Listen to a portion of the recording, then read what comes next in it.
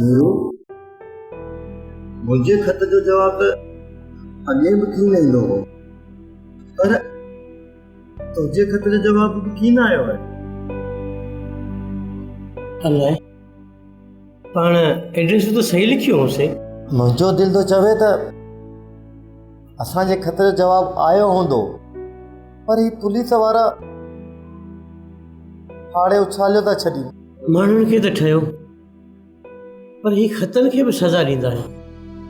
ख़त फाड़े उछलो छॾींदा आहिनि। ख़तनि सां बि हिंदी दुश्मनी।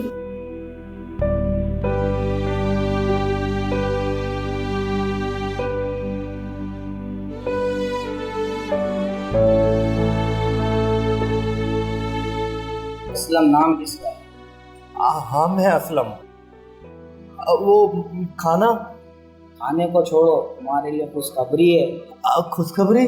पाकिस्तान से तुम्हारे लिए खत आया है। तुमको बताना मत, हम तुम्हारे पास आया था। जय राम जी। जय राम जी की, जय राम जी की। मीरू, अम्माई बाबा जो खत आयो है। अम्माई बाबा हिन में कुझु लिखो है, मूंखे सही सही ॿुधाए।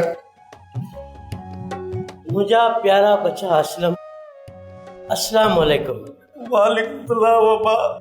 ऐं अवाल हीअ आहे त हिते सभु ठीकु ठाक आहिनि, ख़ैर ख़ैरत सां आहिनि, ऐं उमेद त तूं बि ख़ैर ख़ैरत सां हूंदे। प्यारा पुट, हिन खां अॻु असां तोॾे कई ख़त लिखिया आहिनि, पर तोखे अलाइजे उहो नथा मिलनि। उमेद त ही ख़त तुंहिंजे हथनि ताईं ज़रूरु पुॼंदो। तुंहिंजी अम्मा बिल्कुलु ठीकु आहे ऐं तोखे ॾाढो सारींदी आहे। भेण सारा सॼियूं सॼियूं रातियूं तोले दुआऊं घुरंदी आहे। आऊं बि ठीकु आहियां। खेरू, सियाणी, नसीबा, मलुक वारा सभु ख़ैरत सां आहिनि। फ़तेह ख़ान असांखे ख़त पढ़ी ऐं लिखी ॾींदो आहे। उहो अव्हांखे सलाम पेश पियो करे। ॿिया ॻोठ वारा सभु तोखे ॾाढो यादि कंदा आहिनि। दरिया जो हाल हाणे कीन रहियो आहे। कुझु ॾाढनि माण्हुनि हिते अची कब्ज़ा कया आहिनि। ख़ैर तूं परेशान न थी, अलाह साईं भलाई कंदो। असां हिते तुंहिंजी आज़ादीअ लाइ जाम कोशिशि कई आहे।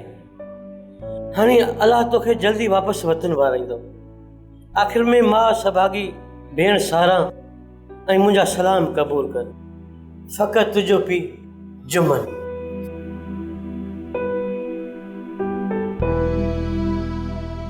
शुक्र है 10 सालनि खां पोइ मूंखे अम्मा ऐं बाबा जी का ख़बर त पई।